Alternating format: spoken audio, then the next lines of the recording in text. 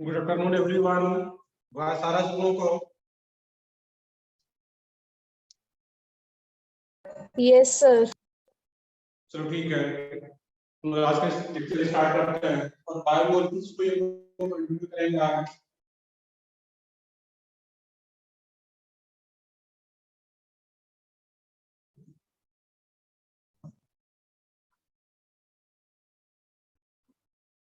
तो बायोमोलिक्यूल्स को देख रहे थे reaction based reaction of glucose. जो फर्स्ट पार्ट था इसमें reaction due to OH group alcohol group के कारण रिएक्शन देख रहे थे हम लोग। सेकंड पार्ट है इसमें reaction due to aldehyde group. Reaction due to aldehyde group.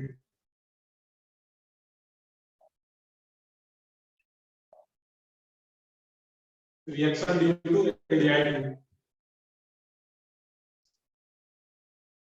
अब इस केस में आपको चेक करना है reaction due to aldehyde group है जो ग्लूकोज का स्ट्रक्चर पर उसमें क्या है फुटप्रिंट चेक करने के लिए एल्डिहाइड ग्रुप के साथ OH OH H OH OH H और ये CH2OH। ये ग्लूकोज का तीसरा रिएक्शन आ रहा था और इसी तीसरे रिएक्शन में यहाँ पे एल्डिहाइड ग्रुप भी प्रेजेंट है, जबकि अगर हेबार रिएक्शन होता है वहां पे उसमें एल्डिहाइड ग्रुप नहीं आ जाता, बट ओपन चेन स्ट्रक्चर में कुछ सिग्नल में करता है। दैट मींस ये भी डिफरेंट रिएक्शन हो रहा है। तो सबसे फर्स्ट रिएक्शन इसमें HCl का, सेकंड रिएक्शन इसमें H2NOH का, थर्ड रिएक्शन है H2N ऑलरेडी क्लास में किए हुए हैं ये सारी चीजें। pH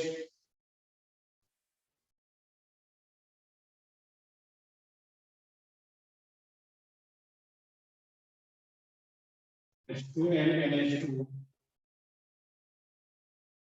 H2NNHPH। सोचो भी क्या क्या बनेगा प्रोडक्ट को आते भी जाओ साथ में। तो सबसे पहले फर्स्ट रिएक्शन की बात करें हम लोग इसमें यहाँ पे एल्डिहाइड का रिएक्शन HCl के साथ क्या बनेगा प्रोडक्ट, कुछ याद आ रहा हो प्रोडक्ट का नेम क्या बनता था? साइनोहाइड्रीन। साइनोहाइड्रीन। वो क्या बनता था? साइनोहाइड्रीन। दैट मींस मैक्सिमम पता है H+Cl- और यही Cl- आकर इस कार्बोनिल हाइड्रोजन, तो फॉर्म क्या बन जाता है यहाँ पे CH और यही Cl- आकर ये क्या होता है Cl और बाकी ये एडिटिव जाता। अब इसको मैं शॉर्ट में दिखा देता हूं, मैं शॉर्ट में इसको इस तरह लिख सकता हूं CH OH 4 टाइम्स और ये क्या है C2OH। यही जो CH ये पूरे पार्ट में क्या लिख रहा है यहाँ पे CHOH 4 टाइम्स और CH2OH। ये जो बन रहा है ग्लूकोज से बन रहा है, इसका जो नेम होता है ग्लूकोसाइनोहाइड्रीन। तो एक ही कार्बन पे अगर एक OH ग्रुप और एक Cl ग्रुप किया हो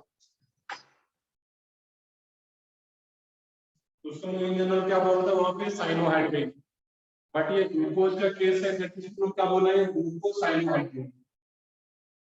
उसी तरीके से H2NOH इसमें क्या बन जाता प्रोडक्ट, ये तो आसान सा था, यहाँ का और यहाँ का H2 को बात करते हैं, इसका नेम क्या था हाइड्रोक्सिल अमाइन। और जैसे हाइड्रोक्सिल अमाइन का रिएक्शन हुआ इसके साथ ये क्या बन जाता है इसमें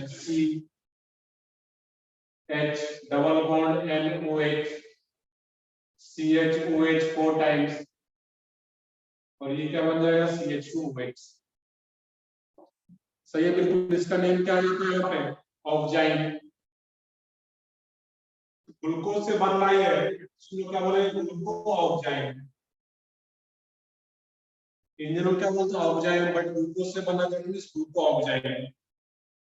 H2N NH2 इसका नेम क्या था हाइड्रोजन। तो हाइड्रोजन के साथ इसमें भी सेम O और H2 को बाहर करते हैं, इसमें भी क्या बन जाता है HC हाइड्रोजन। क्लास ऑलरेडी किया, बस इसको नोट कर लेना है। ये क्या आता है इस केस में, यहाँ पे CH OH 4 टाइम्स और ये CH2OH। इसका मैं प्लॉट कर दे रहा हूँ यहाँ पे। इसमें भी क्या बन जाता है, फिनाइल हाइड्रोजन है, और जब फिनाइल हाइड्रोजन का रिएक्शन हो इसमें भी सेम H2O वो बाहर जाता, जिसको क्या बोलते हैं ग्लूको हाइड्रोजन यहाँ पे है। ये क्या बन जाता है, CH double bond N NH3H, और यहाँ पे ये CH2OH 4 टाइम्स और ये CH2OH। ये चारों रिएक्शन कुछ भी नया नहीं था, ये ऑलरेडी हम क्लास में किए हुए थे, इसको जल्दी से नोट कर लेना होगा।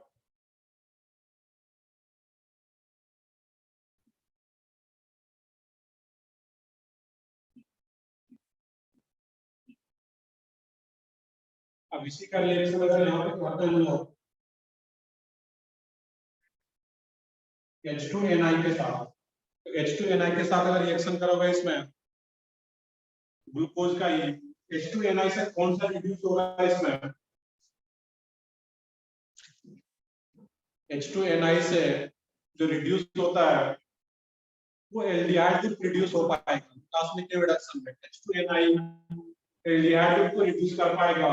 आफ्टर रिएक्शन क्या होगा, एल्डिहाइड इसमें कन्वर्ट हो जाता है CH2OH में, और बाकी ये CH2OH 4 टाइम्स आता है यहाँ पे। बट जैसे यहाँ पे है तो उसी तरीके से यहाँ पर भी आएंगे, हमें शॉर्ट में लिख दे रहा हूँ CH2OH, बट एलिमेंट बेस भी चेंज नहीं होगा CH2OH। तो H2NI का जब रिडक्शन होगा सही है बिल्कुल, इसमें एल्डिहाइड किसमें कन्वर्ट हो जाता है, अल्कोहल CH2OH नीचे भी, और एल्डिहाइड किसमें कन्वर्ट हो जाता है, CH2OH। नेक्स्ट है इसमें यहाँ पे है 2,4-DNP रिएजेंट। नेक्स्ट तो इसमें NaHSO3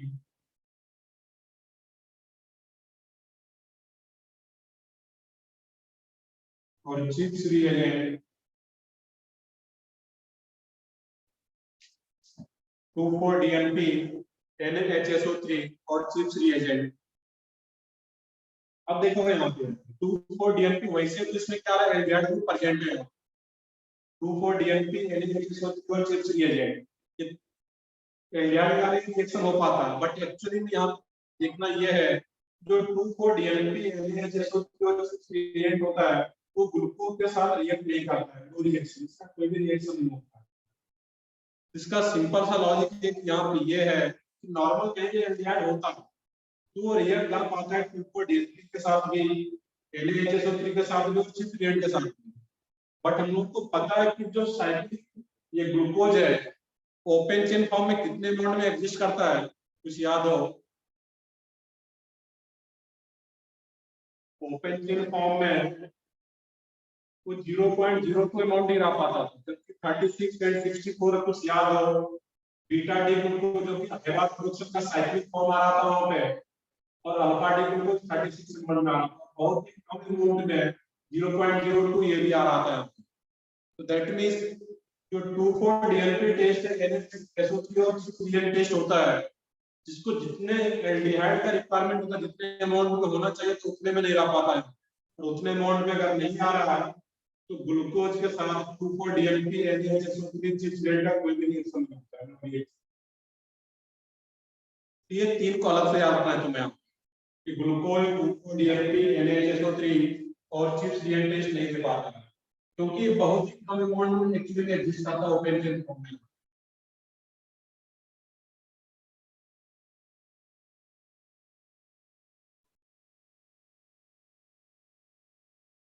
इसको नोट डाउन करो, आगे बढ़ते हैं इसकी में।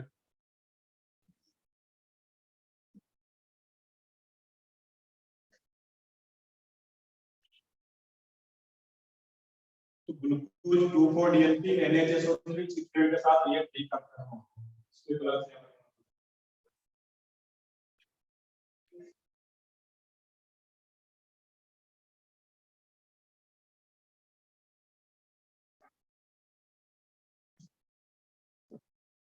अब इसी में तुम लोग कंटिन्यू करना है, नीचे कंटिन्यू करते हैं इसमें। अब इसी का रिएक्शन अगर टॉलेंस के साथ किया जाए AgNO3 plus NH4OH tolerance reagent, इसी में अगर फेलिंग सॉल्यूशन ले लिया जाए यहाँ पे, जो टॉलरेंस रिएजेंट फेलिंग सॉल्यूशन होता है, नहीं बीटा डी ग्लूकोज कोई भी रिएक्ट नहीं करेगा, क्योंकि बीटा डी ग्लूकोज जब साइक्लिक फॉर्म बन गया बीटा डी ग्लूकोज, तो वहां पे तो एल्डिहाइड ग्रुप होता ही नहीं है। क्लियर है इसमें? जब बीटा डी ग्लूकोज बन गया, जब आप मोशन का साइक्लिक फॉर्म आ जाएगा, तो उसमें तो फिर एल्डिहाइड ग्रुप प्रेजेंट ही नहीं होगा, ऐसा सिस्टम का था साइक्लिक फॉर्म है, इसमें तो कहीं भी एल्डिहाइड प्रेजेंट ही नहीं है, दैट मींस वो भी रिएक्ट नहीं करेगा, तो ओवरऑल ग्लूकोज रिएक्ट नहीं करता ओवरऑल इस तीनों के साथ। अब इस केस की बात करें यहाँ पर लोग AgNO3 फेलिंग सॉल्यूशन का, ये रिएक्ट कर पाता है। अगर मैंने डिफिनेशन भी बताया हुआ था रिड्यूसिंग शुगर का, याद हो, जो ग्लूकोज एक रिड्यूसिंग शुगर है और वो टॉलरेंस रेट को रिड्यूस कर पा रहा था, उसी से हम लोग डिफाइन किए थे टॉलरेंस रेट के बेसिस पे। यहाँ पे ये टॉलरेंस रेट आता है, दैट मींस रिएक्शन कर पाएगा, रिएक्शन करते हैं वहां पे C double bond O aldehyde किसमें कन्वर्ट कर देगा, एसिड साइड में CHOH 4 टाइम्स CH2OH, और ये AgPPT बना रहा था ब्लैक पीपीटी, जो कि सिल्वर मिलर टेस्ट बोलते थे। यहाँ पे क्या हुआ, सिल्वर मिलर टेस्ट दे पाएगा ये टॉलरेंस जीन टेस्ट, और फेलिंग सॉल्यूशन में क्या होता था, एल्डिहाइड है वो भी टेस्ट दे पाएगा वहां पे, और उसका भी सेम वर्ड बनता था एसिड सॉल्ट। इसका बाय प्रोडक्ट क्या बनता था फेलिंग सॉल्यूशन में, कुछ याद होगा इन्हीं को, Cu2O। Cu2O, और इसका कलर क्या होता था, रेड। रेड। ये इसमें रेड Cu2O बनता था या Cu प्लस, ये क्या होता था, रेड पीपीटी बनता था, इसमें ये क्या था, ब्लैक पीपीटी, और एक साइड से ब्लैक कोटिंग हो जाता है, लेकिन इसमें क्या होता है, सिल्वर मिलर टेस्ट के, और ये रेड, ये कलर इंपॉर्टेंट है, कलर का, दैट मींस ग्लूकोज दोनों के साथ टॉलरेंस रिएक्टेंट फेलिंग सॉल्यूशन के साथ रिएक्ट करता है।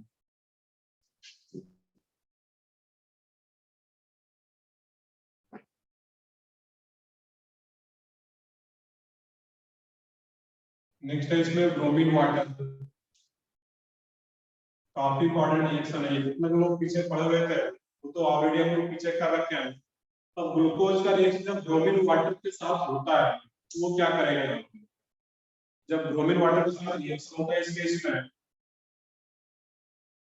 इसमें जो एल्डिहाइड ग्रुप है ब्रोमीन वाटर यहाँ पे ऑक्सीडाइज एजेंट का काम करता है, ऑक्सीडेशन प्रोसेस करता है, माइल्ड ऑक्सीडाइज देख सकते हो, जो Br2 वाटर आ रहा है इसमें, तो बोलते भी यहाँ पे माइल्ड ऑक्सीडाइजिंग एजेंट, और जो माइल्ड ऑक्सीडाइजिंग एजेंट है ये करता है क्या यहाँ पे, तो जो एल्डिहाइड वाला ग्रुप है उस एल्डिहाइड वाले ग्रुप को कन्वर्ट कर देता है C double bond OH CHOH, ये तो एक ही आता है यहाँ पे, और ये CH2OH।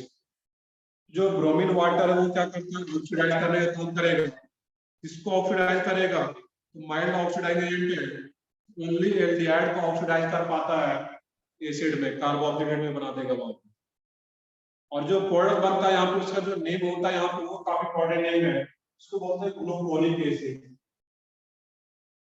Gluconic acid. और ऐसा ही एक और इंपॉर्टेंट रिएक्शन है यहाँ पे,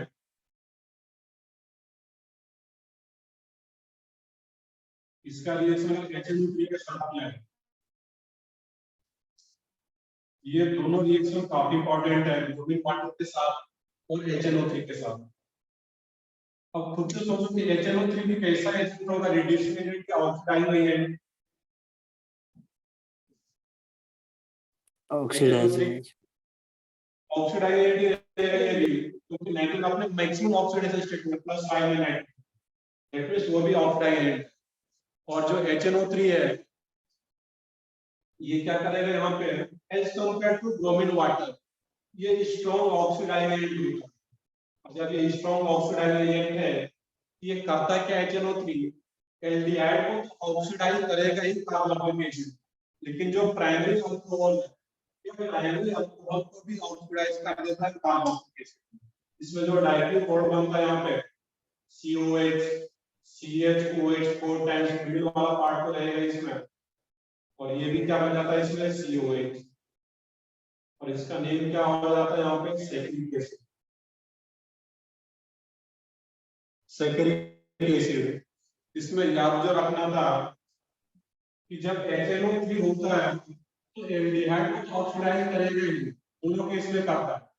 दोनों में डिफरेंस क्या है इसमें, तो ब्रोमीन वाटर में अल्कोहल जो है एडिटिव रहता है, अल्कोहल कहीं से भी अफेक्ट नहीं होता है, बट जब HNO3 होता है तो एल्डिहाइड को ऑक्सीडाइज कर ही रहा है COH में, साथ में CH2OH जो है उसको भी COH में कन्वर्ट करता है, देखिए इसमें क्या हो जाएगा सैकरिक एसिड।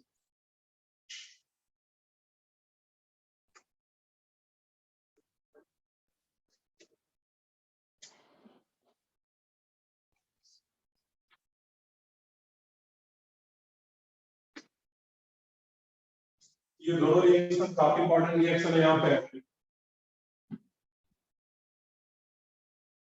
और दोनों का नेम भी याद रखना है, नेम भी पूछा जाता है ग्लूकोनिक एसिड। तो ग्लूकोनिक एसिड का बोला जब से एल्डिहाइड ऑक्सीजन COH आ रहा है, और जब दो COH ग्रुप आ जाता है इन केस ऑफ HNO3 जब इसमें ऑक्सीडाइज हो जाता है तो उसका नेम क्या आ जाता है वहां पे सैकरिक acid.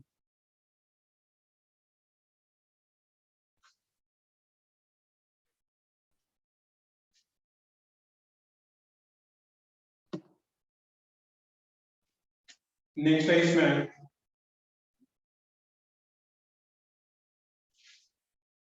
Red phosphorus plus HI।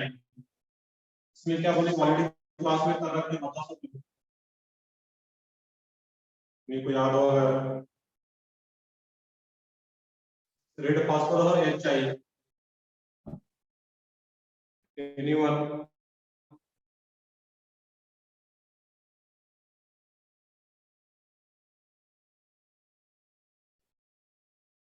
तो एक तो बताओ इसमें है कि ग्लूकोज का रिएक्शन रेड फास्फोरस और HI, रेड फास्फोरस HI का प्रयोग क्या था, ये भी स्ट्रॉन्ग रिड्यूसिंग एजेंट की कैटेगरी में आता था, और ये सबको रिड्यूस करता था। किसमें रिड्यूस करता था ये, अल्केन में। सही है सब लोगों का, ये क्या बनेगा नॉर्मल हेक्सेन। इसमें स्टेटमेंट क्या आया था यहाँ पे, जितना भी एल्डिहाइड और अल्कोहल है सबको कन्वर्ट करेगा वो अल्केन, दैट मींस 6 कार्बन आ रहा था 1 2 3 4 5 6, तो 6 कार्बन अल्केन के अंदर दैट मींस नॉर्मल हेक्सेन। ये तो ऑलरेडी क्लास में किए हुए हैं बट याद रखना है, ये भी क्वेश्चन पूछा गया है। रेड फॉस्फोर HI या फिर इसमें दिया जा सकता है ओनली HI और U, वो भी सेम काम करेगा। तो रेड फास्फोर HI दिया जाएगा सिर्फ HI और U, वो क्या बना देगा NHI नॉर्मल हेक्सेन।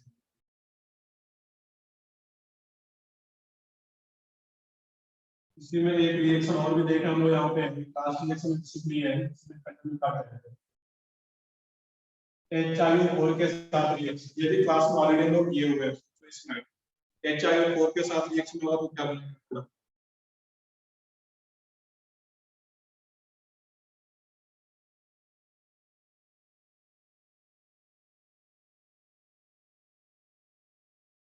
कुछ याद आ रहा है उसमें?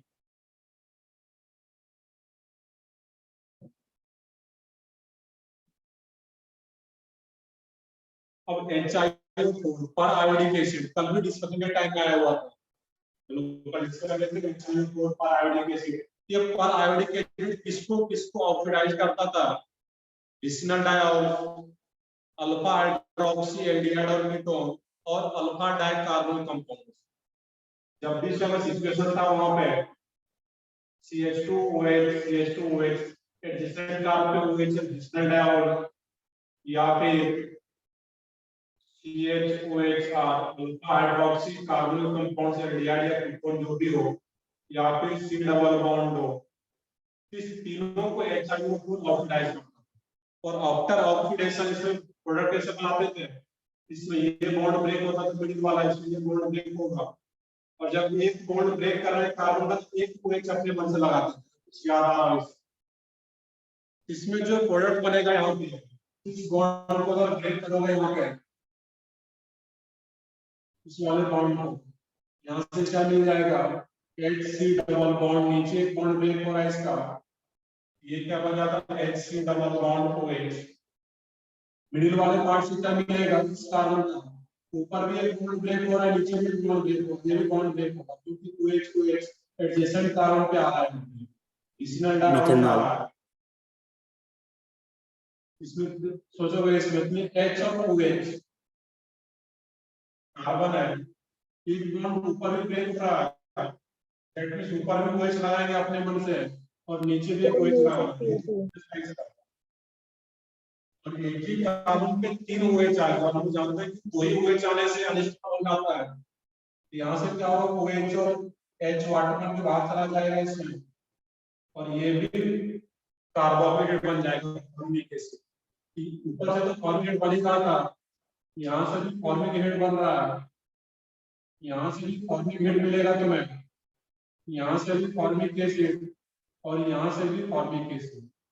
नीचे वाले पार्ट से क्या मिलेगा तो CH2OH, और ऊपर एक ही बॉन्ड ब्रेक हो रहा है, एक ही यही बॉन्ड ब्रेक होगा इसके लिए, और CH2OH आ रहा है, तो CH2OH है तो एक ही काम पर 2 OH अनिष्ट डाल, ये क्या बन जाता है यहाँ से formaldehyde.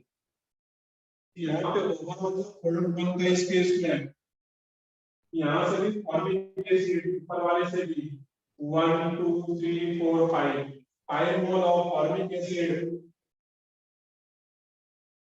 and 1 mole of formaldehyde, 5 mole of formic acid and 1 mole of formaldehyde। और प्रोसेस क्या था, बिस्नर का और जो मिडिल का कार्बन उस बॉन्ड को ब्रेक करने के लिए ब्रेक हुआ एक OH अपने मन से लगाना है, पास बहुत सारे एग्जांपल है ऑक्सीडेशन वाले पार्ट में।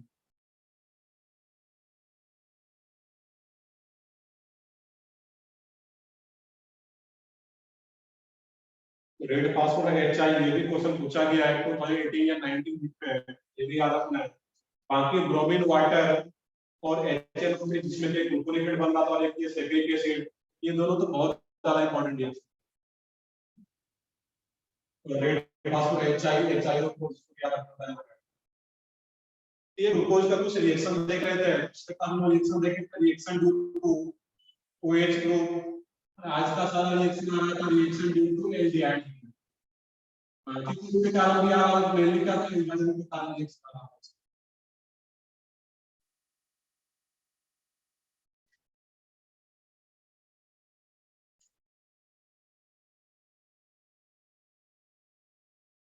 तो यहाँ पे आगे बढ़ते हैं इसमें, ये हम देखेंगे ग्लूकोज का पार्ट। नेक्स्ट पार्ट है इसमें फ्रुक्टोज।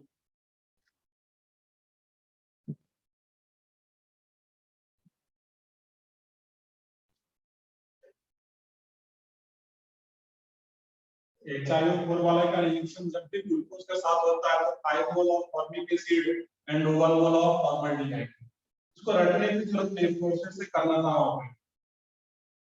नेक्स्ट पार्ट है इसमें फ्रुक्टोज।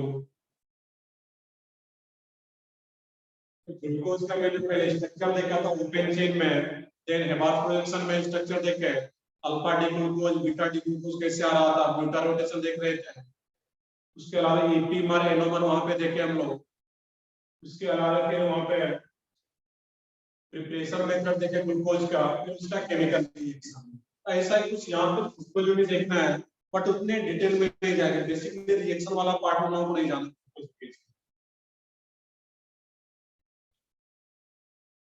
इसमें पहले कुछ पॉइंट्स इसको नोट डाउन करना है, तो नोट कर लो ग्लूकोज वाले में। First point, fructose is a ketohexol. Fructose is a ketohexol. Fructose is a ketohexol, comma reducing sugar. जबकि ग्लूकोज क्या था, एल्डोहेक्सोज के कैटेगरी में था, इंडियन ग्रुप होता है। ग्लूकोज में क्या होता है, कीटोन ग्रुप होता है, कीटोहेक्सोल, comma reducing sugar। देखते हैं कैसे रिड्यूसिंग शुगर आता है यहाँ पे, reducing sugar comma so mutarotation. muta rotation. Fructose is a ketohexol reducing sugar, muta rotation. And D-fructose is ligorotated. Small l. ये कीटोहेक्सोल रिड्यूसिंग शुगर और ये बीटा रोटेशन को शो करता है। अगर एक पॉइंट याद हो कि बीटा रोटेशन कौन सा कार्बोहाइड्रेट शो करता है, इसको मैंने एक पॉइंट नीचे लिखा रखा है। इस याद हो बीटा रोटेशन के बारे में एक point. All reducing sugar will show beta rotation, इसका मैंने एक पॉइंट लिखा है पिछले क्लास में कि जो भी रिड्यूसिंग शुगर है वो सब बीटा रोटेशन शो कर पाएगा। कुछ भी रिड्यूसिंग शुगर है ये म्यूटा रोटेशन शो कर पाता है, और म्यूटा रोटेशन के हम लोग पिछले क्लास में पढ़े हुए थे।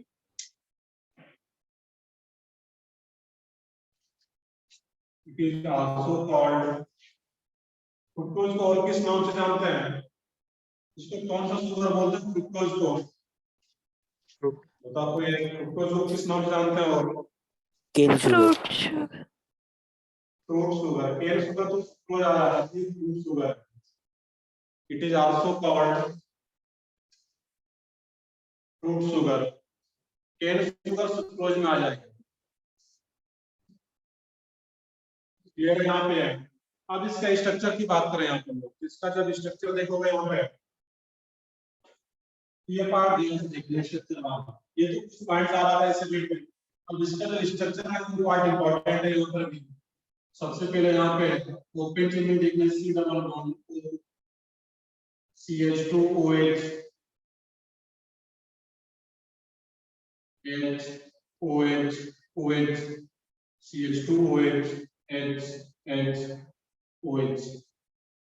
इसलिए अगर नंबरिंग करना चाहो यहाँ पे 1 2 3 4 5 6, यही क्या है यहाँ पे तुम्हारा इसमें फ्रुक्टोज।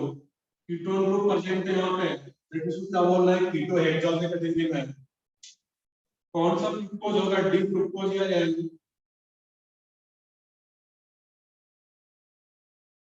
तो लास्ट पैरा कार्बन जो कॉन्फ़िगरेशन है इसमें OH राइट साइड आ रहा है यहाँ पे, दैट मींस ये क्या लगेगा इसमें डी। अब ये किस फॉर्म में अभी यहाँ पे ओपन चेन फॉर्म में, ओपन चेन स्ट्रक्चर है। इसी का क्या करना हम लोग को यहाँ पे इसका इवैपोरेशन ड्रॉ करना है, इंपॉर्टेंट पार्ट है इसका। जब हम इवैपोरेशन देखेंगे यहाँ पे ये तीसरा प्रोजेक्शन में अभी इसी का इवैपोरेशन देखने हैं, दैट मींस साइक्लिक वाला फॉर्म देखना। तो जो साइक्लिक वाला फॉर्म था ग्लूकोज में है, तो ग्लूकोज मेनली 6 मेंबर रिंग में एग्जिस्ट करता था। इसी तरह जो फ्रुक्टोज आ रहा है ये यहाँ पे 5 मेंबर रिंग में एग्जिस्ट करता है। इसमें होता क्या है, फिफ्थ कार्बन का, और वैसे भी हम लोगों को पता है कि एल्डिहाइड या कीटोन जो भी हो उसका रिएक्शन अगर अल्कोहल के साथ होता है, एल्डिहाइड और कीटोन का रिएक्शन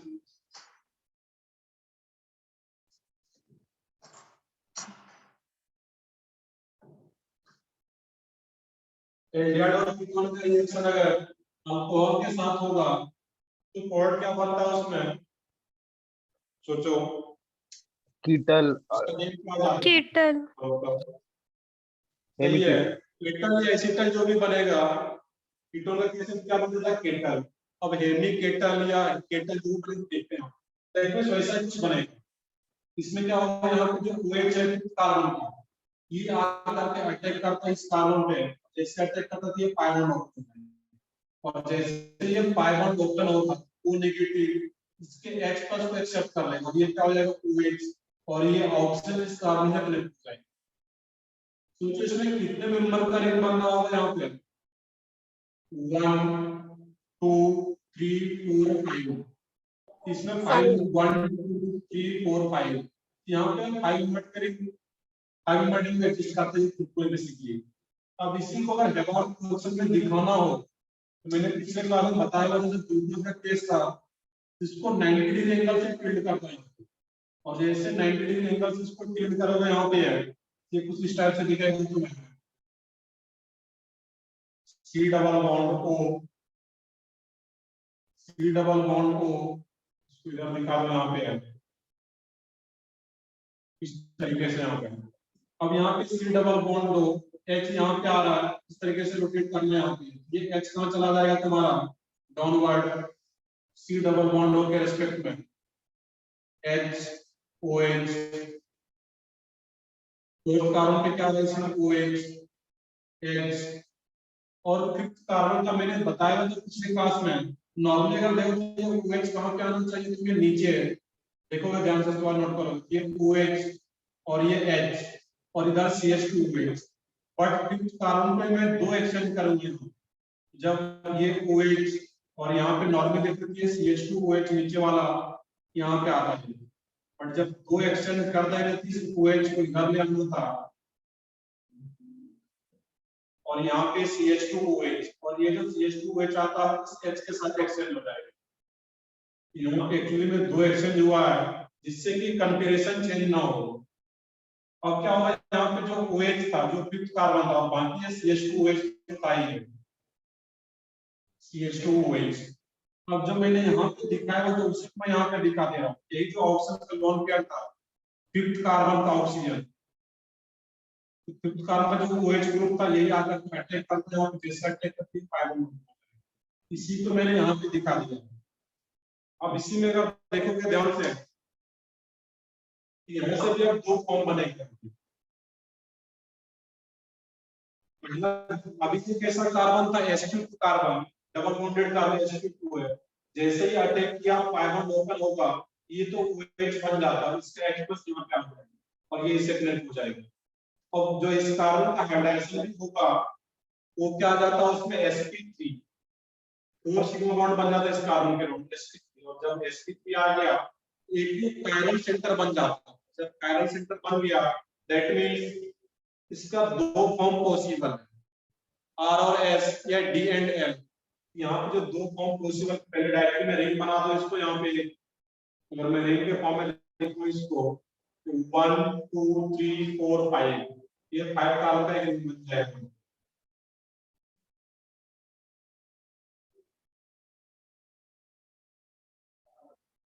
अब इसी में क्या होगा, इस केस में यहाँ पे ये कौन सा कार्बन था, ऑक्सीजन, फिर ये कार्बन, ये तो इस कार्बन का यहाँ पे सेकंड कार्बन, थर्ड कार्बन तो H और OH है, तो सब देखो इस तरीके से यहाँ पे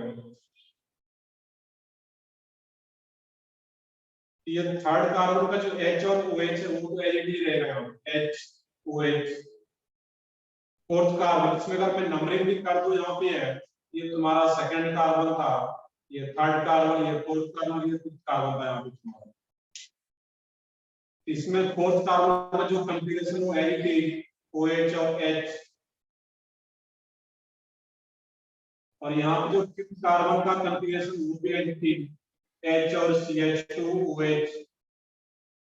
अब यहाँ पे जो कॉन्फ़िगरेशन चेंज होना है यहाँ पे इस केस में, जो सेकंड कार्बन का यहाँ पे है, जब pi बॉन्ड ओपन होती है OH, और जब नया कार्बन सेपरेट जनरेट हो रहा है ये OH और CH2OH तो रहेगा। दूसरे केस में क्या रहेगा, यहाँ पे है सब कुछ तो एलईडी आता है यहाँ पे,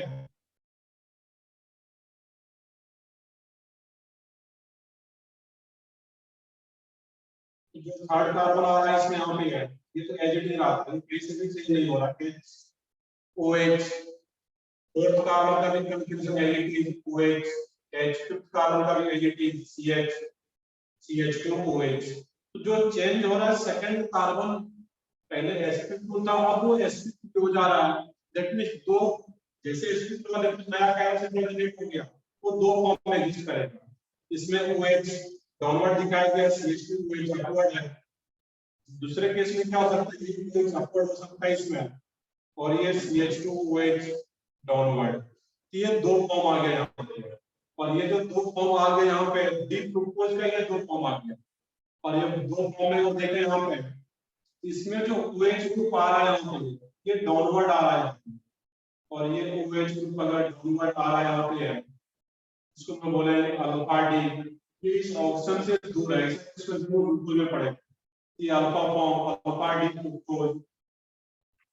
और ये क्या आ जाएगा तुम्हारा इसमें बीटा डी, इसमें OH अपवर्ड है यहाँ पे, ये ऑक्सीजन के साथ है यहाँ पे इसके साथ, दैट मींस ये बीटा डी।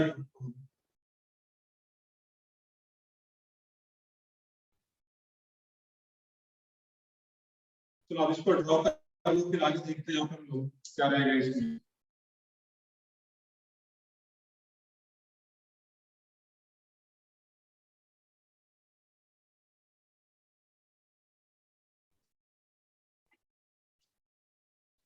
और यहाँ पे जो रहता है तो जो 5 मिनट में एग्जिस्ट करता है, और अगर कुछ याद हो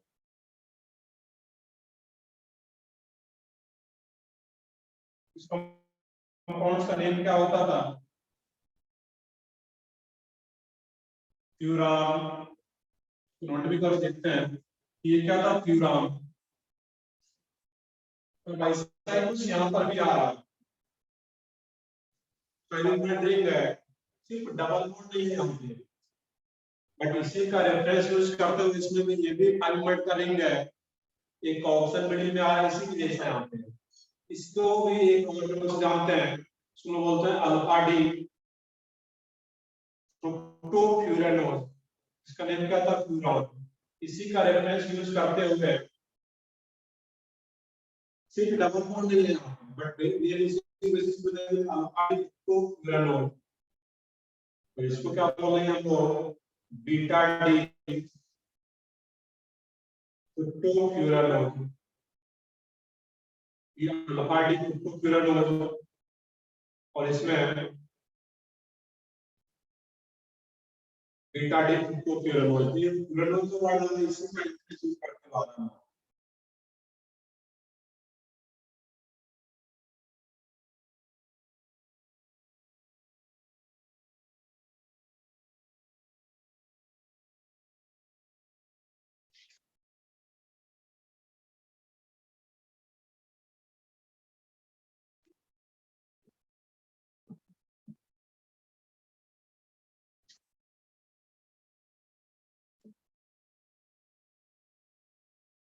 तो ग्लूकोज में ये ओपेनली स्ट्रक्चर पता हो, जिसमें कि कीटोन ग्रुप होता है, एडिटिव यहाँ पे सबका कंफर्मेशन वाइज पता हो, OH OH एक भी चेंज है उसमें अलग ही नेम आ रहा है उसका, ये क्या है, डी ग्लूकोज। इसी को ये भी ओपन चेन है, जब ये रिएक्ट कर लेता है यहाँ पे है, देन फिर ये हेपास पोर्शन बन गया, साइक्लिक फॉर्म को क्या बोलता है, वो हेपास जंक्शन ग्लूकोज का, चाहे ग्लूकोज हो भी। इसमें भी अल्फा डी ग्लूकोज और बीटा डी। अब इसमें अगर ध्यान से देखोगे, इसमें ये वाला जो कार्बन हमारा इसमें, इसी कार्बन पे एक OH ग्रुप भी प्रेजेंट है और एक OR ग्रुप भी प्रेजेंट है। ये कैसा कार्बन हो गया तुम्हारा इसमें, हेवी एसिटल, या कीटोन का केस था तो हेवी कीटल बोल दो यहाँ पे, ये क्या है तुम्हारा इसमें, हेवी कीटल। और ये भी क्या है यहाँ पे तुम्हारा इसमें, यहाँ पर भी OH और एक OR ग्रुप प्रेजेंट है, तो सेमी कार्बन पे अगर एक OH और एक OR ग्रुप प्रेजेंट है तो कौन सा केस आ गया, हेवी कीटल का। और हेवी कीटल जो हेवी एसिटल होता है, हेवी एसिटल हो या हेवी कीटल हो, वो क्या होता है, रिड्यूसिंग शुगर। यहाँ पे पॉइंट लिखे हुए भी थे, रिड्यूसिंग शुगर के केस में अगर वहां पे एक भी एटलीस्ट वन हेवी एसिटल या हेवी कीटल जो भी हो, शायद वहां पे वर्ड यूज किया था हेवी एसिटल, बट वो कीटल के भी सेम रहता है, कीटल एसिटल सेम ही वर्ड, कीटोन के केस में कीटल बोल लेते हैं और एसिटल के केस में एसिटल, ये डिफरेंस का होता है। तो हेवी एसिटल हो या हेवी कीटल हो, तो वो रिड्यूसिंग शुगर हो पाए, इसमें भी एक आ रहा है यहाँ पे हेवी कीटल आ रहा है, that means heavy reducing sugar होता है। आगे हम लोग देखें यहाँ पे है, अब ये जो कार्बन आ रहा है, तो ये अल्फा डी ग्लूकोन और बीटा डी ग्लूकोन, बाकी स्ट्रक्चर सब कुछ सेम है, तो सिर्फ हेवी एसिटल कार्बन पे या हेवी कीटल कार्बन पे कॉन्फ़िगरेशन इसका अपोजिट आ रहा है, और ये कॉन्फ़िगरेशन का अपोजिट आ रहा है हेवी एसिटल कार्बन पे। इस दोनों कंपाउंड के बीच में रिलेशन क्या आ जाएगा, alpha D glucose and beta D glucose के बीच में रिलेशन क्या होगा, एनोमर, सब लोग एकदम पीछे पड़े हुए हैं,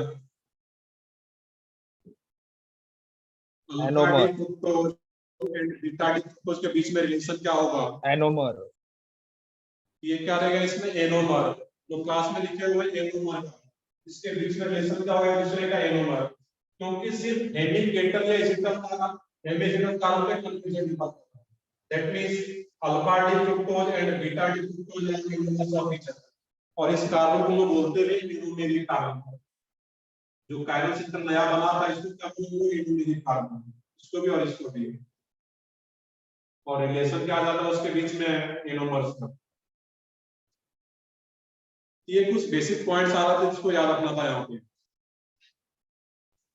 बाकी पॉइंट नीचे नोट भी कर लेते चाहो इसमें। अल्फा डी ग्लूकोज, ये alpha D fructose and beta D fructose are anomers of each other. एक दूसरे के कार्य में यहाँ पे एनोमर्स।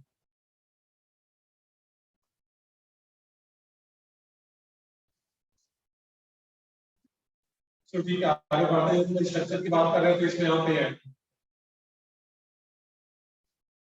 तो इसका जो रिएक्शन वाला पार्ट है, तो रिएक्शन वाले पार्ट में डिटेल में नहीं जाएंगे यहाँ पे। दोनों रिएक्शन पीछे पड़े हुए थे, इसमें बस एक ही पॉइंट यहाँ पे नोट करना था।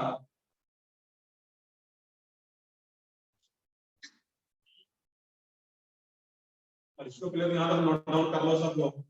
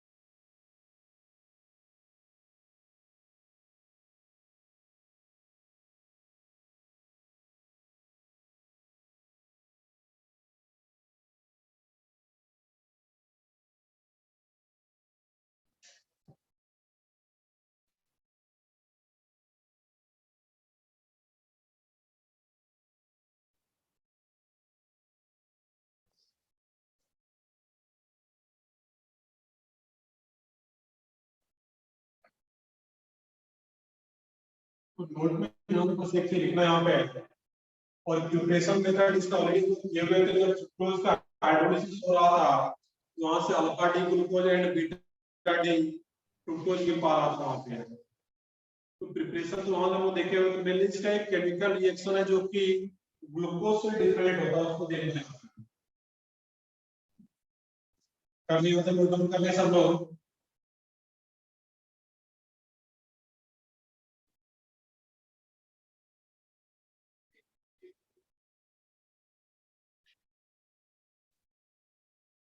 तो ठीक है, आगे बढ़ते हैं। यहाँ पे है, अब इसका जो एक नोट लिखना था, जो रिएक्शन देखना है कि यहाँ पे है। ये जो डी ग्लूकोज आ रहा है, इसका रिएक्शन जो है अगर ब्रोमीन वाटर के साथ कराया जाएगा यहाँ पे, इसका जो रिएक्शन ब्रोमीन वाटर के साथ अगर कराते हैं तो इसी डी ग्लूकोज का, इसमें कोई भी रिएक्शन नहीं होता है यहाँ पे, कोई रिएक्शन।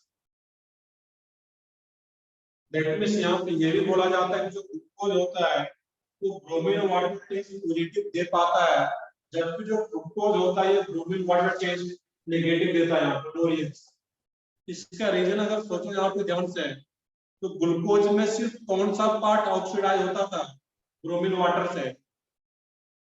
देखो चलो रिएक्शन पीछे पड़े हुए हैं। एल्डिहाइड। ओनली एल्डिहाइड वाला पार्ट ऑक्सीडाइज होता था COH, और इसमें कोई एल्डिहाइड ग्रुप ही नहीं है।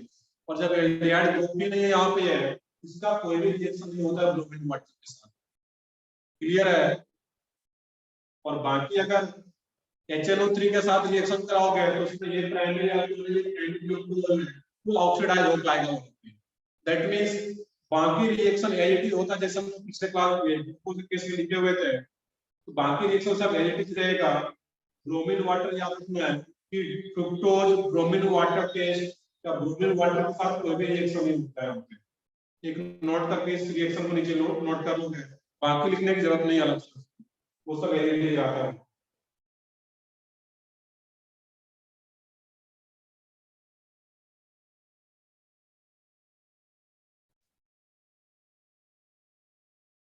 ग्लूकोज हम लोग को इतना ही देखना था यहाँ पे।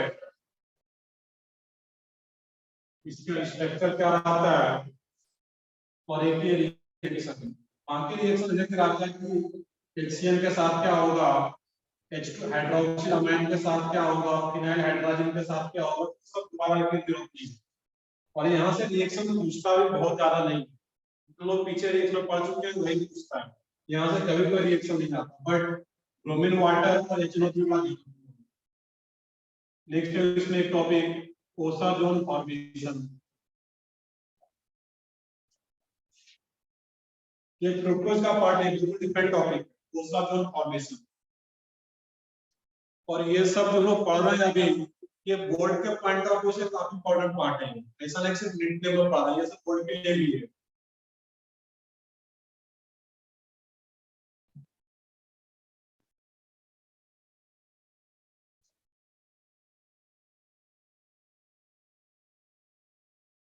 इसको भी नोट डाउन कर चुके होंगे, हम आगे देखते हैं इसमें ओसाजोन फॉर्मेशन। ओसाजोन फॉर्मेशन तो भी एक एग्जांपल में लिखो रिड्यूसिंग शुगर का, इसके एल्डिहाइड की बात कर रहे हैं यहाँ पे, C डबल बॉन्ड OH, इसको तो नोट डाउन कर चुके होंगे आप।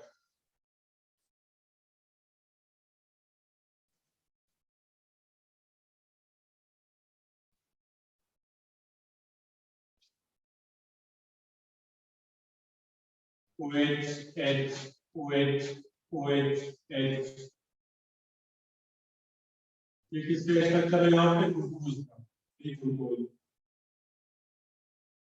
तो इसका रिएक्शन अगर कराया जाए यहाँ पे H2N NH2PH फिनाइल हाइड्रोजन के साथ, और इसमें 3 मोल्स ऑफ फिनाइल हाइड्रोजन लिया है। इसका रिएक्शन ऑलरेडी बुक किए हुए पीछे, ग्लूकोज का रिएक्शन फिनाइल हाइड्रोजन के साथ, बट वहां पे मैंने 1 मोल लिया हुआ था।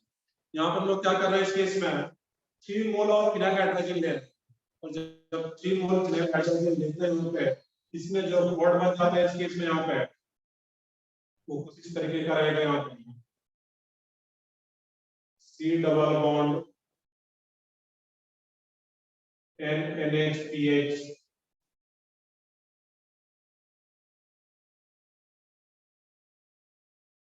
CH double bond NHPH OH H OH CH2OH, और इसमें कुछ बाय भी बनता है PH2 plus NH3 plus water. और यही जो फाइनल प्रोडक्ट बनता है यहाँ पे है, इसी को क्या बोलते हैं हम लोग यहाँ पे, ओसाजोन। ग्लूकोज से बन रहा है, दैट मींस ग्लूकोसाजोन, या सिंपली इसको क्या बोला जाए, ओसाजोन। देखते हैं कैसे बन रहा होगा यहाँ पे है। और ग्लूकोज से बना दैट मींस को क्या बोलते हैं हम लोग, सिंपली ग्लूकोसाजोन। शॉर्ट में दोनों कंबाइन करते हैं यहाँ पे, ग्लूकोसाजोन। अब इसका मीनिंग देखना, और ये बनता कैसे है। तो जब 1 मॉलिक्यूल यूज होगा तो फिर ओसाजोन फॉर्मेशन नहीं हो पाएगा। फिनाइल हाइड्रोजन का नेम क्या था, फिनाइल हाइड्रोजन। जब फिनाइल हाइड्रोजन का 3 मोल यूज किया जाएगा, देन क्या बनता है, ओसाजोन। शॉर्ट में अगर बता दूं कैसे बनेगा यहाँ पे, तो थोड़ा हम एग्जाम देख लोगे यहाँ पे कि कैसे बन रहा होगा। C double bond OH OH H H OH OH H OH H CH2 OH। अब इसका रिएक्शन अगर मान लेते हैं कि 1 टाइम्स ये अगर होता है यहाँ पे H2N NH2PH, इसमें क्या हो जाता है यहाँ पे, O और H2 बाहर चला जाता है। स्टार्टिंग तो ये से होगा,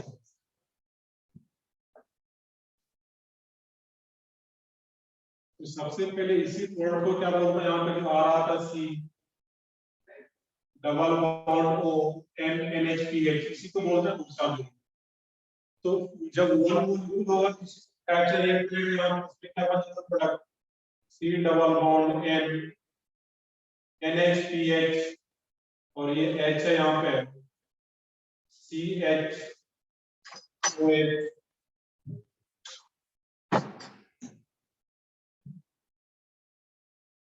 और बाकी सब नीचे का एच आता है वहां पे H OH OH OH H और H और ये CH2OH। अब यहाँ पे देखना जैसे ये वन टाइम सिलेक्ट कर दिया हुआ है तो बाहर चला गया यहाँ से तो क्या होगा इस केस में यहाँ पे ये जो COH वाला पार्ट है और ये इस कार्बन में एक H भी है यहाँ पे होता क्या है ये C डबल बॉन्ड N और ये इस कार्बन में एक H है इसमें जो ये पाई बॉन्ड होता है ये जो H होता है टॉटोमराइज करता है और जैसे ये टॉटोमराइज करता है दैट मींस ये पाई बॉन्ड ये जैसे इधर आता है यहाँ पे या सिंपल हम लोग नेक्सट से ना जाए सिंपल मुझे बोला यहाँ पे है ये जो पाई बॉन्ड है यहाँ पे ये पाई बॉन्ड इधर आ जाता है और ये H यहाँ पे आ जाता है सिंपली टॉटोमराइज होता है और जैसे टॉटोमराइज होगा ये डबल बॉन्ड यहाँ पे C डबल बॉन्ड C और ये क्या बचा तुम्हारा इसमें NH ये H यहाँ पे आ जाएगा ये डबल बॉन्ड सिंपली टॉटोमराइजेशन और ये क्या था 2H H OH बाकी ये तो रहेगा ही एक H था यहाँ पे तो ये तो H रहेगा NHPH तो नीचे का सब है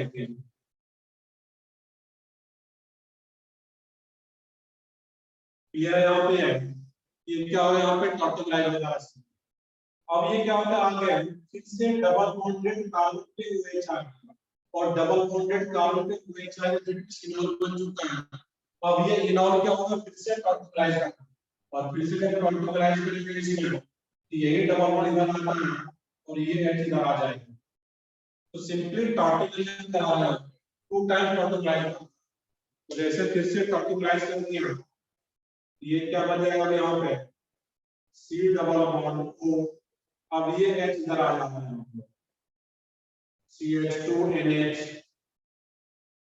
NHPH और ये क्या रहेगा नीचे H OH OH ये सब एजेंट आते हैं उसको लिख दे रहे हैं दोबारा से ही तो क्या होगा यहाँ पे टू टाइम्स टॉटोमराइज हो रहा है और इसके बाद यहाँ से देखना कि वाटर मॉलिक्यूल बाहर जा रहा है जैसे वाटर मॉलिक्यूल बाहर जाता है तो C डबल बॉन्ड O के नजदीक में ये CH2 आ रहा है अल्फा कार्बन में जो एक H होता है वो एसिडिक नेचर का होता है इसमें जो वाटर मॉलिक्यूल है यहाँ पे अब वही इस एसिडिक पार्टिकल को बाहर कर देगा सल्फाइड में और जैसे यहाँ पे एक H को बाहर करते हैं एसिडिक पार्टिकल यहाँ पे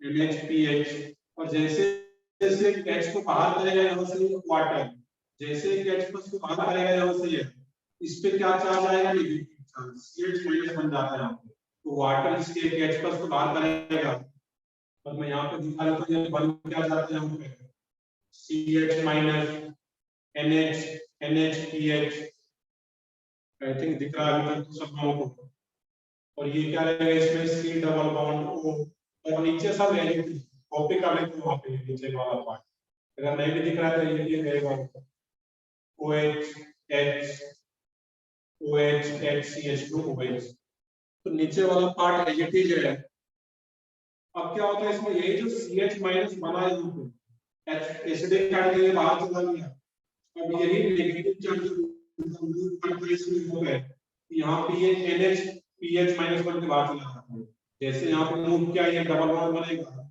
ये यहाँ से लिंक कर जाता है PH NH माइनस बन गया और जैसे वो लिंक किया यहाँ पे दिखा दे रहा हूँ ये क्या बन जाता है इसमें CH double bond CH double bond NH C double bond O और नीचे भी element H OH OH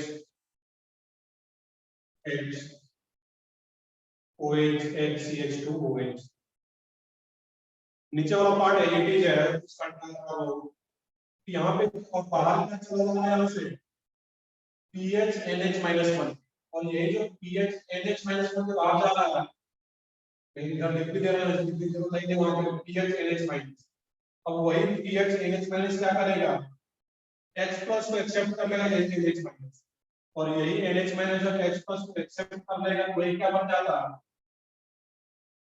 PHNH2।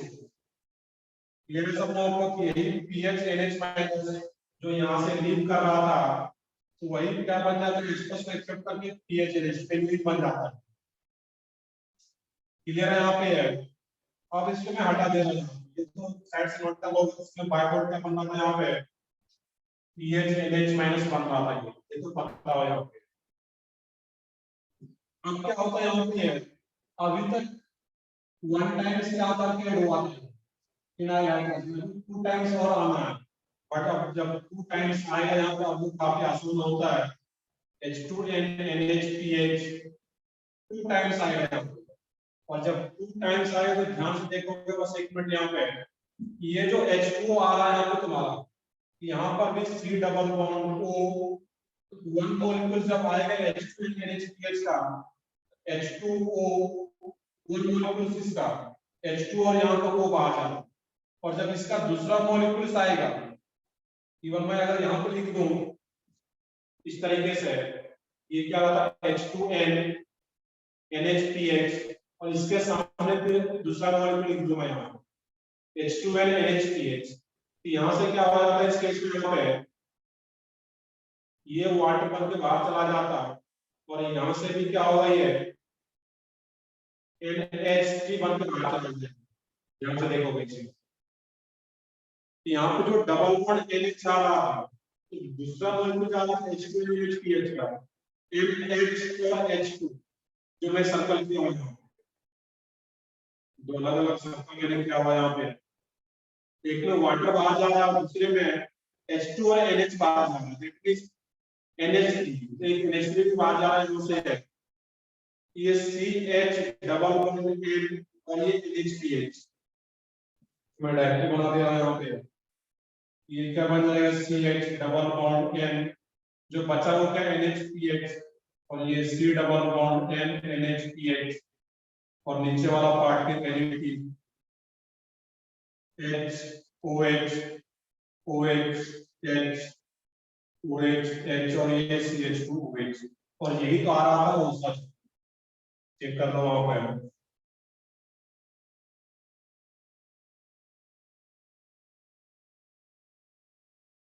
ये यहाँ पे है इस तरीके से सोचना था। तो यहाँ पे जो फिनाइल हाइड्रोक्सिल एमिन आ रहा है तो स्टार्टिंग में वन मोल रिएक्ट कर रहा है बाद में टू टाइम्स फिनाइल हाइड्रोजन आ रहा है, दो तरीके से लेके कर पा रहा हूँ।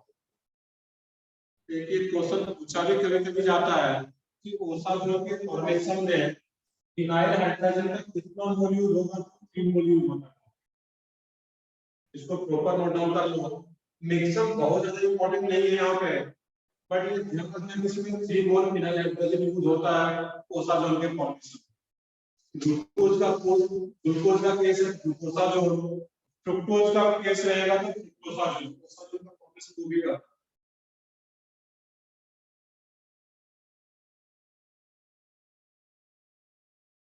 नीचे कुछ कट रहा जो है किसी कॉपी करना तो नीचे वाला पार्ट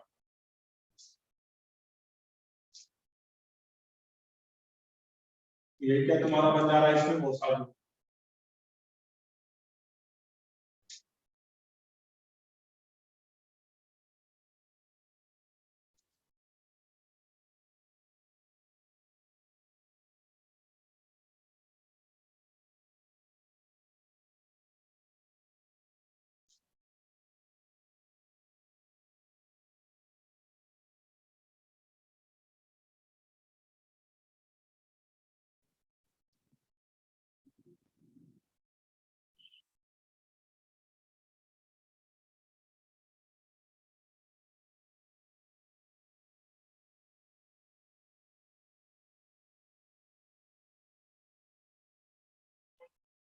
तो नोट करो ही। इसका सबसे important point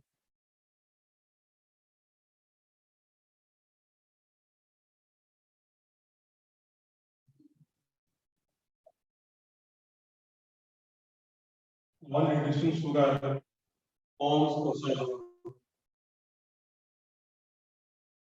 one reducing sugar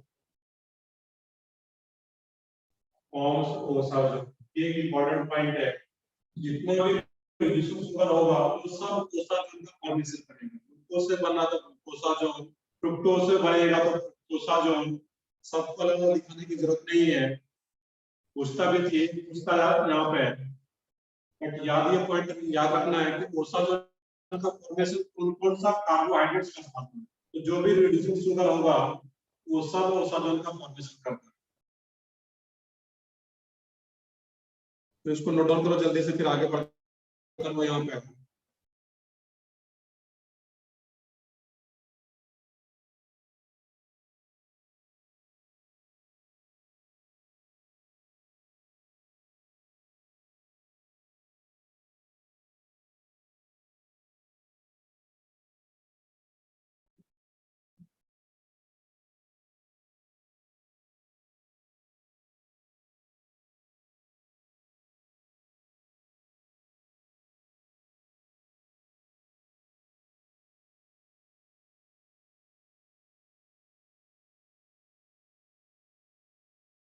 ये इसका जनरल रिएक्शन आता है, और इसको मैंने नेक्स्ट बार बताया यहाँ पे कैसे होता है। बाकी बहुत ऐसा रिएक्शन है कि नहीं समझ सकते, बस ऑटोमेटिक कांसेप्ट सही। फर्स्ट पॉइंट अगर नोट डाउन है कि इसमें क्या था, इसमें all reducing sugar, all reducing sugar forms osazone.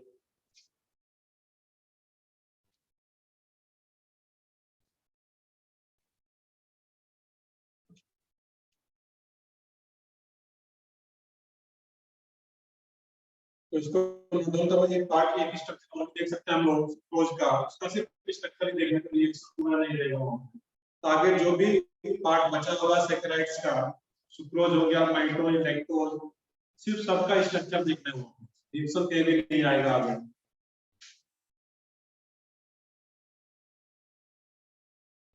बताओ सबको नोट डाउन कर लिया होगा?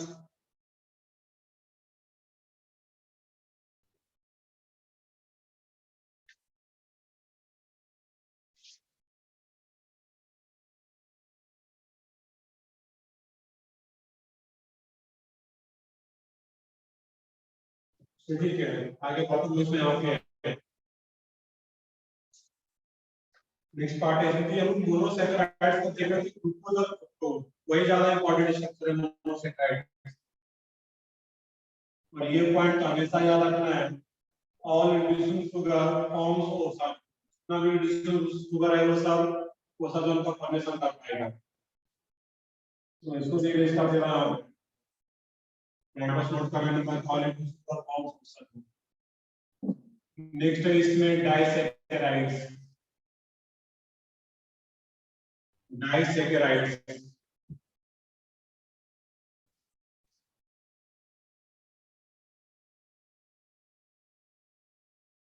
डाइसैकेराइड्स के अंदर यहाँ पे है, इसलिए अपन बस नोट कर लेते हैं, condensation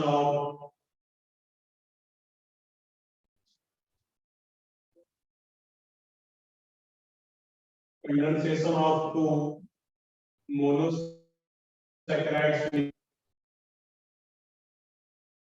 monosaccharides need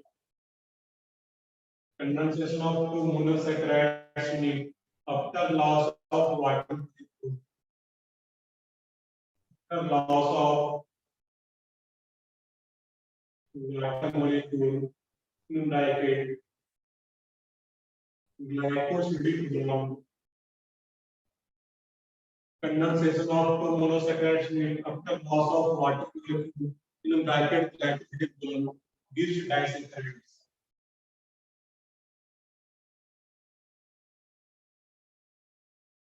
Gives disaccharides. यहाँ इम्पोर्टेंट टर्म आता है ग्लाइकोसिडिक बॉन्ड। देखते हैं क्या होता है यहाँ पे, condensation of two monosaccharides need. और कंडेंसेशन का मीनिंग क्या होता है, कोई भी स्मॉल मॉलिक्यूल बाहर जाएगा। यहाँ पे कौन सा स्मॉल मॉलिक्यूल बाहर जाएगा, after loss of water molecule बाहर जाता है। जब दो मोनोसैकेराइड आपस में रिएक्ट करेगा, कंबाइन होगा, तो वहां पे कंडेंसेशन किसका हो जाएगा, वाटर मॉलिक्यूल बाहर जाएगा। और वाटर मॉलिक्यूल बाहर जाने के बाद एक बॉन्ड बनता है, देखेंगे अपने स्ट्रक्चर में, उसी बॉन्ड को बोलते हैं ग्लाइकोलिपिड बॉन्ड। ये कई बहुत ज्यादा इंपॉर्टेंट टर्म नहीं है ग्लाइकोलिपिड बॉन्ड, आई थिंक सब सुने भी होंगे, बताओ बायोमोलिक्यूल्स में पढ़े होंगे, पाए होंगे सब लोग ग्लाइकोलिपिड बॉन्ड।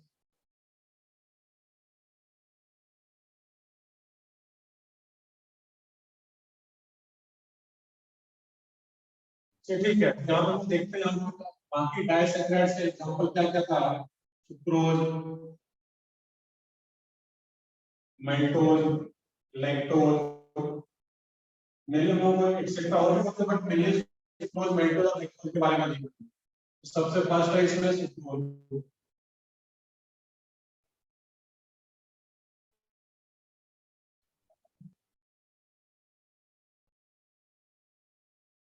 सबसे फर्स्ट है इसमें sucrose.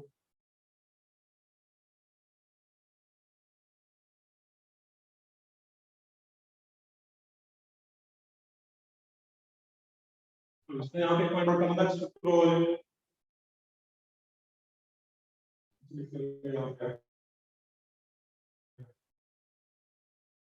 sucrose is found by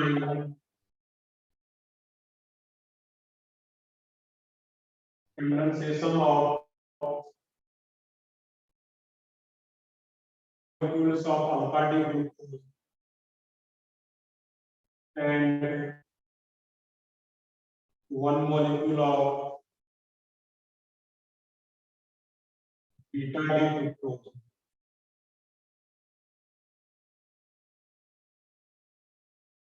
Sucrose is formed by condensation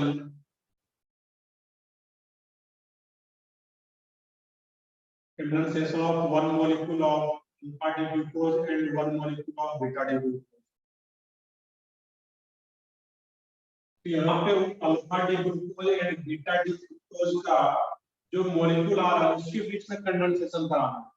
one molecule of alpha D glucose and one molecule of beta D glucose का क्या होगा, कंडेंसेशन। और सुक्रोज को किस नाम से जानते हैं हम लोग, उसको कौन सा शुगर बोलते हैं, केन शुगर। Cane sugar. ये क्या रहता है इसमें, केन शुगर। सुक्रोज का नेम होता है केन शुगर। हम इसका स्ट्रक्चर की बात करें, यहाँ इसके स्ट्रक्चर की बात करें, यहाँ पे मैं डायरेक्टली हेवार फ्लक्स पे ड्रॉ करता हूँ। इसका भी ओपन चेन स्ट्रक्चर अलग अलग करके ड्रॉ कर सकते हैं, बट मेनली इसका क्या होगा, यहाँ पे हेवार फ्लक्स में वो ड्रॉ करेंगे।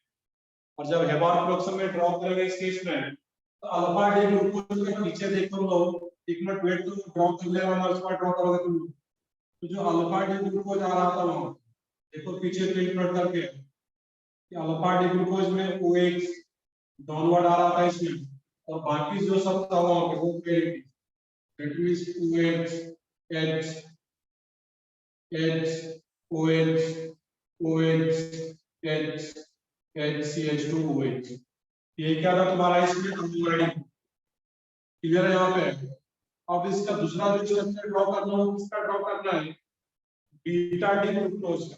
बीटा डी ग्लूकोज का स्ट्रक्चर ड्रॉ करोगे, आज ही मैंने ड्रॉ किया हुआ है बीटा डी ग्लूकोज, चेक करो वहां पे।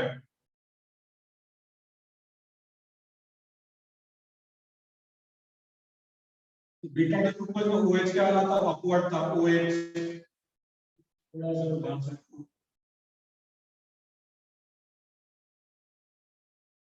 OH, और नीचे क्या आ रहा था इसमें, CH2OH। और बाकी जो आ रहा था इसमें इसका OH, और बाकी जो सब आ रहा था इसमें H OH OH H H और ये CH2OH। अब यहाँ पे अल्फा डी ग्लूकोज और ये बीटा डी ग्लूकोज में इस डायरेक्शन में OH अपवर्ड होता है, आपसे दिखा रहेगा। अब मैंने दोनों को लिख लिया, होता है क्या इसमें, ये OH और H यही दोनों जो आपस में रिएक्ट करते हैं इसको क्या बोले, alpha D glucose beta D glucose. और इसी में क्या होता है, यहाँ पे लॉस ऑफ वाटर, इसमें क्या हो, इस केस में कहीं का भी H और OH, तो OH और एक H, जैसे ये OH और H बन के यहाँ से बाहर जाएगा, ये क्या बन जाता है यहाँ पे, चलो तो इसी में दिखा, मैं अलग से दिखा दे रहा हूँ यहाँ पे। यही क्या बन जाएगा इस केस में। तो अब ये जो ऑक्सीजन है यहाँ पे, ये ऑक्सीजन इस कार्बन क्योंकि OH और H वाटर के बाहर जा रहे हैं, बस क्या जाएगा इसमें यहाँ पे O, तो ये क्या आता है इसमें फाइनल मार्क करेंगे।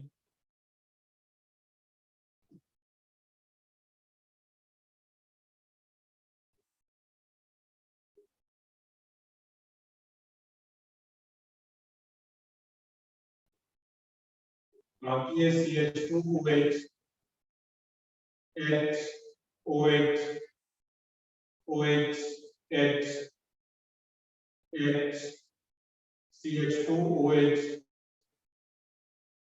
और इसमें भी दिखा देते हैं, बाकी सब तैयारी के लिए आता है ग्रुप कर देते हैं OH H H OH OH H H CH2OH। Clear है यहाँ पे है। तो यही जो लॉस ऑफ वाटर मॉलिक्यूल होगा इसमें जो दोनों को कनेक्ट कर रहा है, ये अल्फा डी ग्लूकोज और ये बीटा डी ग्लूकोज, इस दोनों को कनेक्ट कौन कर रहा है, ये ऑक्सीजन। यही जो एक एडिशनल बॉन्ड बन जाता है यहाँ पे दोनों के बीच में, इसी बॉन्ड को क्या बोलते हैं इसमें, ग्लाइकोसिडिक बॉन्ड। क्लियर है यहाँ पे है। यही जो एडिशनल बॉन्ड बन गए होते हैं जो कि दोनों मोनोसैकेराइड को कनेक्ट करता है, अल्फा डी ग्लूकोज और ये बीटा डी ग्लूकोज, इन दोनों को आपस में इस ऑक्सीजन को कनेक्ट करता है आफ्टर लॉस ऑफ वाटर। इसी बॉन्ड को क्या बोलते हैं, ग्लाइकोलिटिक बॉन्ड या ग्लाइकोलिटिक लिंकेज, जो भी टर्म यूज कर रहे हो। ये क्या है, ग्लाइकोलिटिक, और यही स्ट्रक्चर इसका जा रहा है सुक्रोज का। इसको जल्दी से ड्रॉ भी कर लो यहाँ पे। ये क्या बन गया सुक्रोज, डायरेक्टली मैंने हेवा फंक्शन में ड्रॉ किया क्योंकि alpha D glucose beta D glucose दोनों का हेवा फंक्शन पता है, स्टेबल फॉर्म होता है, इसका यहाँ पे डायरेक्टली सुक्रोज का हेवा फंक्शन ड्रॉ।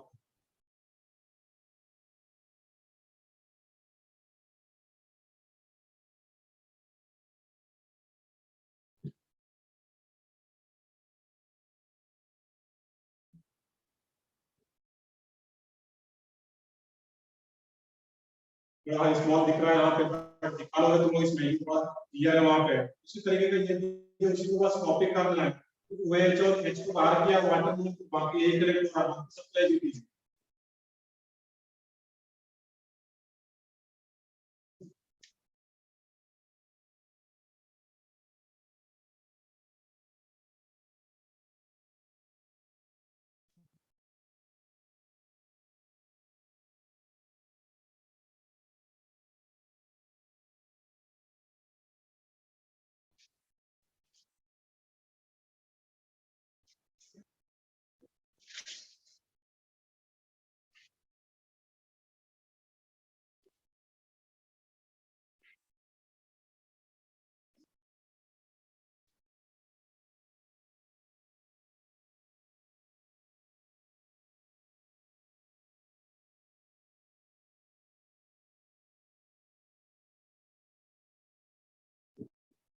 और नंबरिंग अगर करते हो, अल्फा डी ग्लूकोज का नंबरिंग यहाँ से स्टार्ट होगा, beta D glucose open chain form देखो तो CH2 से स्टार्ट होगा, ऊपर से स्टार्ट होगा 1, और कितनों को भी ये कन्वर्ट होगा तो 1 2 3 4 5 6।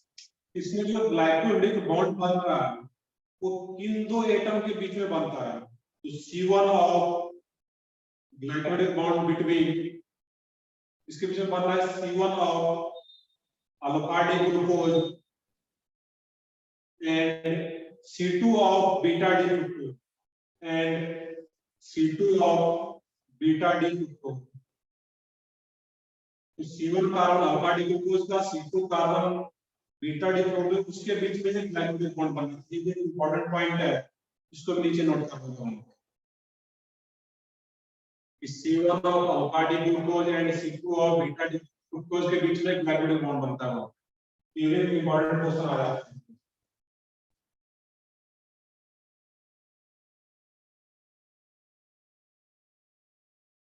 तो इसमें सोच के ये बताओगे तो सुक्रोज का वो कैसा शुगर होता था, रिड्यूसिंग या नॉन रिड्यूसिंग।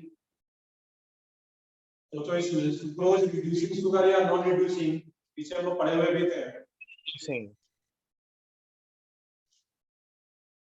बताओ ये सुक्रोज, ये क्या रहा था इसमें, नॉन रिड्यूसिंग। जो सुक्रोज होता था वो क्या था, नॉन रिड्यूसिंग। पीछे पेज पलट करके देखोगे तो सुक्रोज एक नॉन रिड्यूसिंग शुगर था। अब चेक करना है कि ये नॉन रिड्यूसिंग क्यों था। जब इसके स्ट्रक्चर में देखोगे यहाँ पे तो कोई भी हेवी एसिटल ग्रुप नहीं आ रहा है। इस कार्बन को आप देखोगे यहाँ पे है, इस कार्बन पे भी एक OR ग्रुप आ रहा है इधर, और नीचे इस कार्बन पे इसमें भी एक OR ग्रुप ही आ रहा है। क्लियर है इसमें, इसमें दोनों OR ग्रुप ही आ रहा है, that means only acetal linkage बचे। या नीचे वाले कार्बन की भी बात करते हैं होती है, इस कार्बन की भी बात करोगे होती है, इस कार्बन के रेस्पेक्ट में ये OR ग्रुप आ रहा है, और इस कार्बन के रेस्पेक्ट में इधर भी क्या आ रहा है, OR ग्रुप है। इसमें किसी भी कार्बन पे हेवी एसिटल ग्रुप प्रेजेंट नहीं है, ओनली एसिटल लिंकेज प्रेजेंट, सिर्फ एसिटल ग्रुप ही प्रेजेंट है यहाँ पे। और सिर्फ एसिटल ही प्रेजेंट है तो कैसा शुगर हो जाएगा, नॉन रिड्यूसिंग। तो जेई मेंस में एक बार सिर्फ स्ट्रक्चर इसी टाइप का दे दिया गया था, और उसमें पूछा गया था कि कौन सा रिड्यूसिंग और कौन सा नॉन रिड्यूसिंग। तो ऐसे केस में क्या चेक करोगे, अगर एक भी एसिटल लिंकेज नहीं है, एक भी हेवी एसिटल नहीं है, ओनली एसिटल लिंकेज प्रेजेंट है, दैट मींस वो क्या रहेगा, नॉन रिड्यूसिंग। जो सुक्रोज होता है वो क्या रहेगा, इसमें 0.5 शुगर लोगे, ये non reducing sugar, non reducing sugar.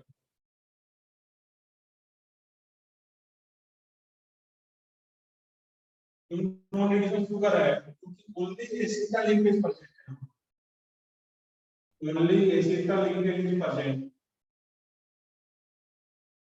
Only acetal linkage, only acetal linkage आप प्रेजेंट।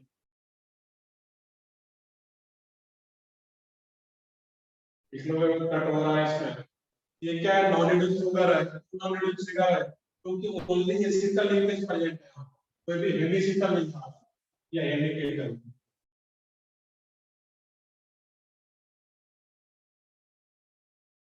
और जब ये नॉन रिड्यूसिंग शुगर हो गया, इसके पीछे 0.5 लोगे,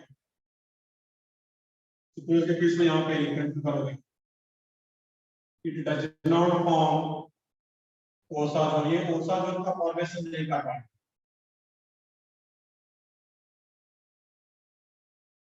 डज नॉट शो म्यूटारोटेशन, ये म्यूटारोटेशन नहीं कर रहा है। क्लियर है यहाँ पे, तो जैसे नॉन रिड्यूसिंग शुगर होगा तो 2 पॉइंट और इन्वॉल्व हो जाता है।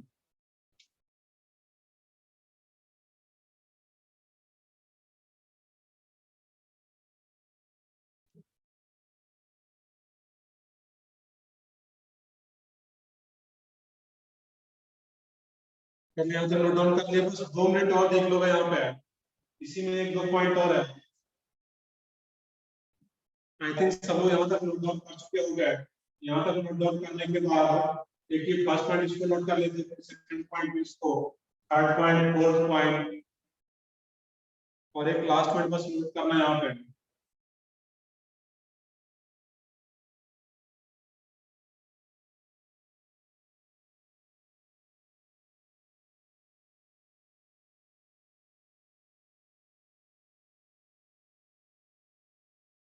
और ये जो आता है तुम्हारा यहाँ पे इस केस में ओवरऑल जो सुक्रोज होता है वो कैसा होता है, डेक्स्ट्रोरोटेट, इट इज अ डेक्स्ट्रोरोटेट। इससे जो अल्फा आता है वो क्या होता है, नेगेटिव में होता है।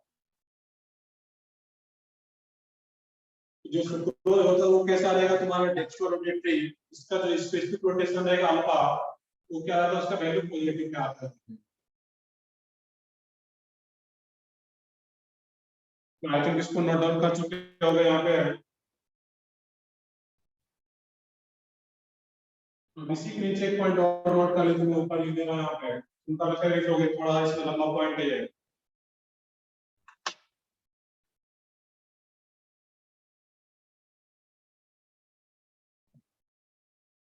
इसमें पॉइंट नोट कर लोगे, बाकी अगर इसको नोट कर लोगे बाद में, बस एक पॉइंट नोट कर लोगे इसमें।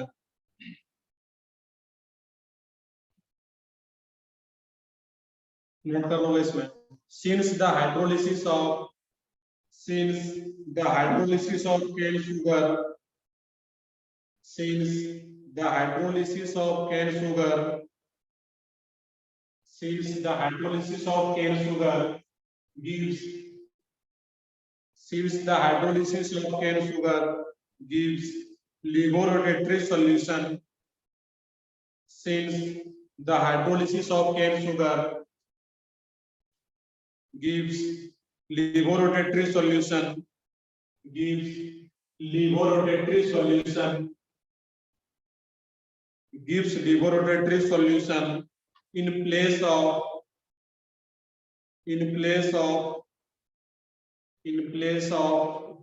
original dextrorotatory solution, in place of original dextrorotatory solution, dextrorotatory solution. यहाँ तो मैं पॉइंट रिपीट कर दे रहा हूँ, ध्यान से सुन लोगे. Since the hydrolysis of cane sugar gives levorotatory solution in place of original dextrorotatory solution, comma, therefore hydrolysis of cane sugar, therefore hydrolysis of cane sugar, therefore hydrolysis of cane sugar is also known as, therefore hydrolysis of cane sugar is also known as the inversion of cane sugar.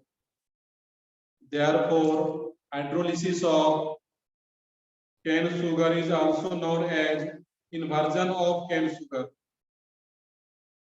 is also known as the inversion of cane sugar, inversion of cane sugar.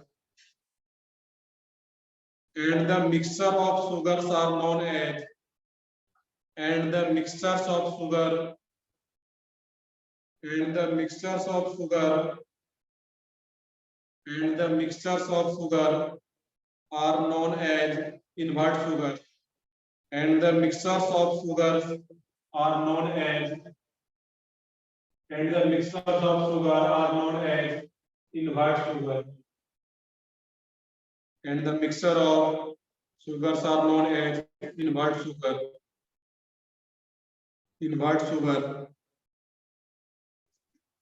अब देखो इसके नीचे पास एक reaction लिख लो और इसका meaning हम उसी से देख लेंगे वहां पे. जो सुक्रोज का फार्मूला होता है वो क्या रहेगा, इसमें C12H22O11.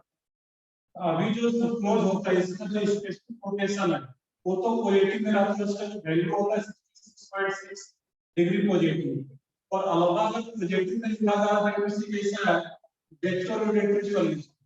तो स्टार्टिंग में कैसा है डेक्स्ट्रोरोटेटरी सॉल्यूशन है, बट इसको जब वाटर में डिसॉल्व कर दिया जाता है इसका सॉल्यूशन, सॉल्यूशन बोलने में लोग क्या वाटर के साथ डिसॉल्व कर रहे हैं, और जैसे इसको वाटर में डिसॉल्व करते हैं, अगर कुछ याद हो कि सुक्रोज का जब हाइड्रोलिसिस करते हैं तो क्या बन जाएगा, इसी दोनों से मिलकर ये बना था, और इसी का जब हाइड्रोलिसिस कर देंगे तो फिर यही दोनों वापस मिल जाएगा. क्लियर है? जब यही दोनों वापस मिल जाएगा दैट मींस एक अल्फा डी ग्लूकोज और एक क्या होता है इसमें बीटा डी ग्लूकोज. अब जो अल्फा डी ग्लूकोज का स्पेसिफिक रोटेशन होता है सॉल्यूशन में, एक्वस सॉल्यूशन में अल्फा डी ग्लूकोज का स्पेसिफिक रोटेशन कितना रहता है कुछ याद हो, 52.7 डिग्री. ये मैंने बीटा रोटेशन के टाइम में लिखा हुआ है वहां कि एक्वस सॉल्यूशन में अल्फा डी ग्लूकोज का specific rotation plus 52.7 degree. Clear है? अब जो अल्फा ये बीटा डी ग्लूकोज होता है इसका स्पेसिफिक रोटेशन जो होता है एक्वस सॉल्यूशन में वो -92.2 डिग्री होता है. ये वैल्यू तुम्हें अलग से रखने की जरूरत नहीं है, क्या रखना पड़ेगा. अब एक्चुअल में होता क्या है कि स्टार्टिंग में जो सुक्रोज है ये केन शुगर है, ये डेक्स्ट्रोरोटेटरी सॉल्यूशन का अल्फा वैल्यू प्लस में आ रहा था, बट जैसे ये वाटर के साथ रिएक्शन किया एक्वस सॉल्यूशन में दो फॉर्म में ब्रेक हो alpha D glucose plus beta D glucose. अब इसमें जो अल्फा डी ग्लूकोज का वैल्यू है वो प्लस 52.7 डिग्री और इसमें -92.2 डिग्री.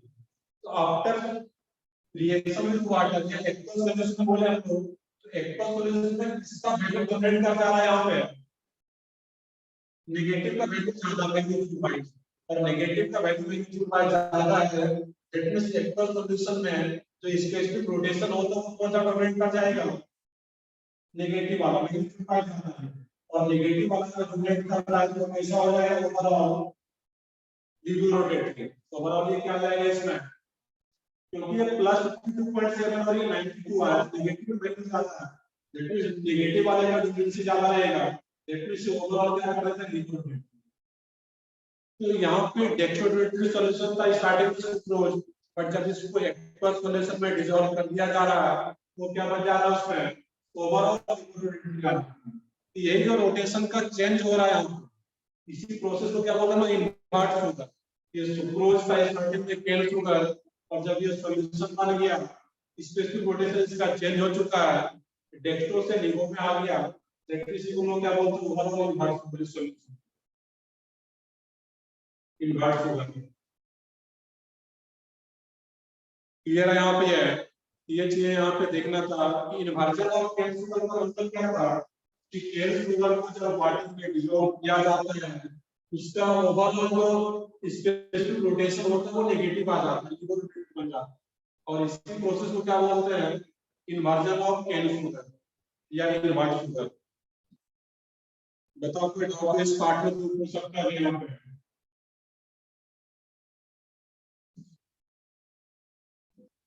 तो सुक्रोज का स्ट्रक्चर से ज्यादा इंपॉर्टेंट इसका सारा प्रॉपर्टी जो मैंने लिखा हुआ है कि ग्लाइकोलिक बॉन्ड क्या होता है इन दो के बीच में बनेगा, और ये सारा और ये पॉइंट इसमें इंपॉर्टेंट आता है इन्वर्जन ऑफ केन शुगर में।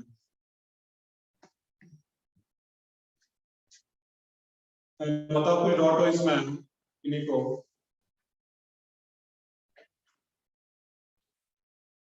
फिर देखते हैं तो नेक्स्ट वीक में इसमें बहुत ज्यादा पार्ट बचा हुआ नहीं है, इसमें जो मेल्टोज लैक्टोज और स्टार्च और सेल्यूलोज, दैट मींस सिर्फ स्ट्रक्चर देखना है, आधे घंटे में या हाफ एन लेक्चर में 45 मिनट्स में ये कंप्लीट हो जाएगा। देखिए तो स्टार्ट करेंगे उसमें एमिनो एसिड एंड प्रोटीन। देखते हैं नेक्स्ट वीक में तुम लोगों का लेक्चर में आई थिंक कम से कम नेक्स्ट वीक में 3 to 4 लेक्चर लगेगा, तो हम लोग नेक्स्ट वीक में कोशिश करेंगे पूरा सिलेबस खत्म हो तुम लोगों का। मैं टाइम टेबल में कम से कम 4 लेक्चर मिल जाता है मुझे, तो नेक्स्ट वीक में तुम लोगों का सिलेबस ही खत्म हो जाएगा, क्योंकि एमिनो एसिड एंड प्रोटीन में एक लेक्चर दोनों जो पार्ट बचा हुआ है कार्बोहाइड्रेट्स का दोनों को मिला के एक लेक्चर जो भी लगेगा, और इसके बाद फिर आ जाता है तुम्हारा पॉलीमर और फिर केमिस्ट्री इन मिडिल लाइन, तो उसमें भी एक दो लेक्चर लगता है। तो नेक्स्ट वीक में ऑलमोस्ट 4 लेक्चर लगता है तो कंप्लीट हो जाएगा। चलो ठीक है, इसके अभी कुछ होमवर्क नहीं है, टेस्ट में भी ये नहीं आ रहा है तुम्हारा, तो टेस्ट में सिर्फ carbon compounds and acid derivatives है, उसी के क्वेश्चन सॉल्व करो अभी, तब एक लेक्चर और हो जाएगा फिर इसके क्वेश्चन भी लगा सकते हो। चलो ठीक है, मैं सेशन एंड कर रहा हूँ फिर अभी यहीं पे।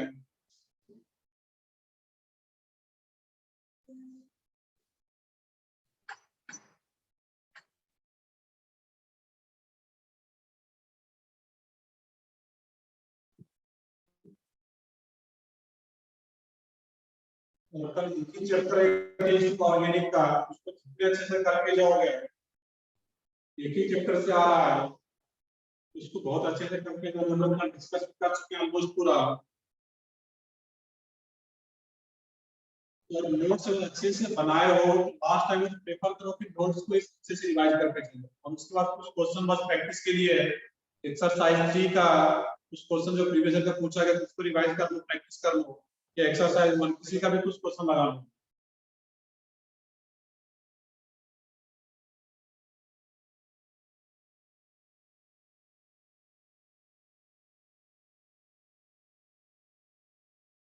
ठीक है, आई थिंक सब लोग नोट डाउन भी कर चुके हैं यहाँ पे, और ये सब जो पार्ट है इसमें रिएक्शन नहीं होता, डायरेक्ट थ्योरेटिकल बेस क्वेश्चन आ जाता है, कुछ पॉइंट वगैरह याद है डायरेक्ट क्वेश्चन बन जाएगा यहाँ पे तुम्हारा, तो वो देखेंगे जब बायोमोलिक्यूल्स का मॉड्यूल सॉल्व करेंगे हम लोग डिस्कस करेंगे तो वहां पे देखोगे काफी आसान आसान क्वेश्चन आ रहा है इस पार्ट, और बायोमोलिक्यूल्स एमिनो एसिड पॉलीमर इसी से 3 से 4 क्वेश्चन आ जाते हैं, इस पार्ट को भी इग्नोर नहीं करना, अच्छे से करेंगे इनको। और एक तरह का ये बोर्ड का भी प्रिपरेशन हो रहा है, इसमें मुझे लगता है सर बोर्ड का तैयारी कैसे करना है, बोर्ड एग्जाम में दिखा रहा है कि सर बोर्ड की तैयारी करना है वो मालूम।